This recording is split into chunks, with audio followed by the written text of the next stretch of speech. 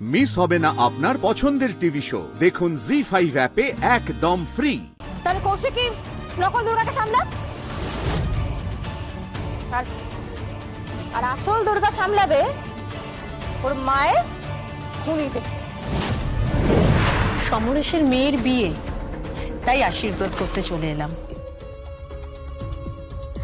আমাকে নিমন্ত্রণ করা হয়নি, তাই উপযাজক হয়ে এলাম। আমার ভালোবাসা সমরেশ, তার মেয়ের বিয়ে। কাকুন, আচ্ছা কাকুন কোথায়? কাকুন, কাকুনকে একটু ডাকুন না প্লিজ। হ্যাঁ, সে না হয় ডাকছি, কিন্তু তুমি কোন দায়িত্ব নেবার কথা বলছিলে? নকল দুর্গাকে হাজির করার দায়িত্ব। আপনি সব শুনেছেন?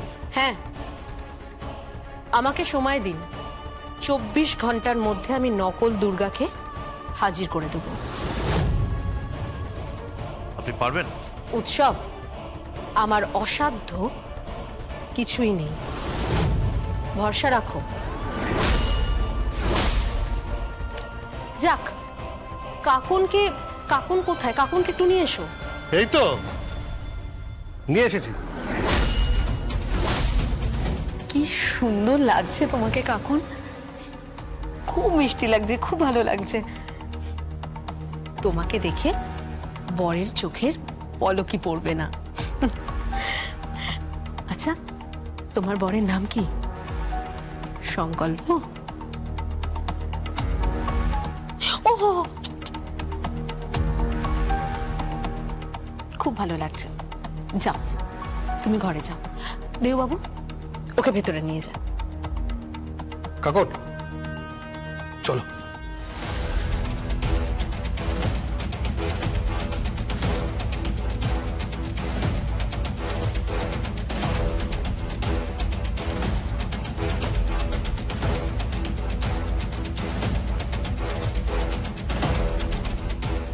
কাকন বেরোবে, দুর্গা ঢুকবে।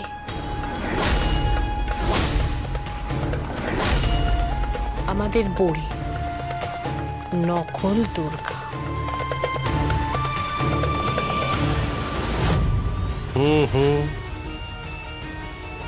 ঢুকবে আসল দুর্গা, দশভুজা হয়ে।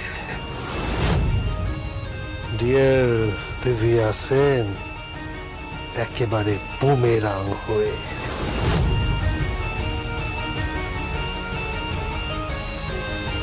হ্যালো কৌশিকী,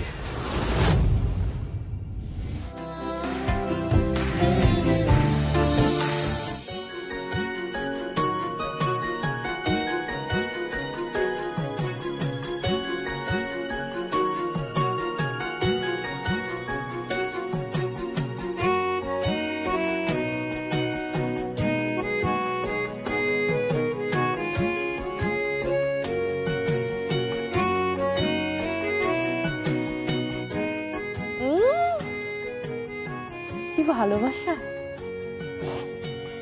বাবা, সারাটা জীবন কিন্তু তুমি আমার মাটাকে এরকমই ভালোবেসো, এরকমই ভালোবেসো। আর আমার মাটাকে দেখো, একদম বোকা একটা মানুষ, এত ভালোবাসে তোমাকে, আর তুমি মুখ বুঝে বসে রয়েছো। ও মা, নিজের পায়ে দাঁড়াও না, উঠে দাঁড়াও না, দাঁড়িয়ে দাঁড়িয়ে চিৎকার করে বলো I love you, I love you.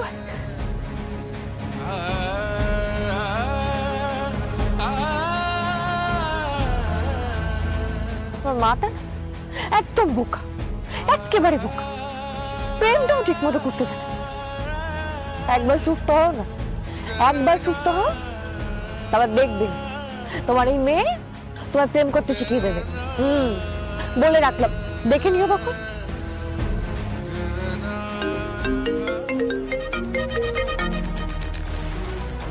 হ্যাঁ কালীপুরো, বল কি হয়েছে? তুই তাড়াতাড়ি আয়, জরুরি দরকার, তুই শিগগিরই আয়। ঠিক আছে আসছি আসছি, রাখ। সবটাই তো শুনলি। আরে কালীপুরা, তোর মাথাটা পুরো খারাপ হয়ে গেছে। আমি তোকে কিছু বুঝতে পারছি না।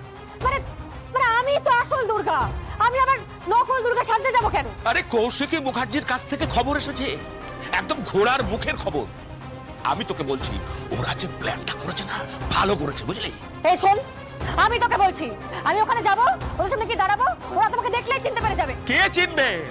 ওরা তোকে চিনবে বিয়ের দিন, যেদিন সবটা সামনে আসবে। আর তুই বুঝতে পারছিস না, হেভি রিস্ক হয়ে যাচ্ছে। শোন শোন শোন, কোনো রিস্ক হবে না। আমি তোকে বলছি কোনো রিস্ক হবে না। কৌশিকী মুখার্জির সঙ্গে আমার কথা হয়েছে। আমার কথাটা মন দিয়ে শোন। দেখ দেখ, বৈদেহী মুখার্জি চাইছে, উৎসব মুখার্জি চাইছে, মেহেন্দি মুখার্জিও চাইছে একটা নকল দুর্গা। আর সেই নকল দুর্গাকে ওরা কোম্পানিতে নিয়ে গিয়ে প্রমাণ করবে ওই আসল দুর্গা। এটা কি করে হবে? আমি তো আসল দুর্গা। আর সে তো জানি তুই আসল দুর্গা। হ্যাঁ, তুই তো আসল দুর্গা, আমি তো জানি। তাহলেই তো খেলাটা হবে। এই তোর কথা আমি কিন্তু কিচ্ছু বলতে পারছি না।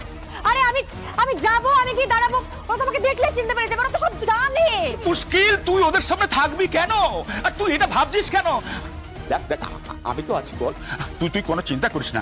আমি তোকে বলছি কোনো চিন্তা করিস না। দেখ, তার উপর আছে কৌশিকী মুখার্জি। হ্যাঁ, কোনো চিন্তা করিস না, কোনো চিন্তা করিস না।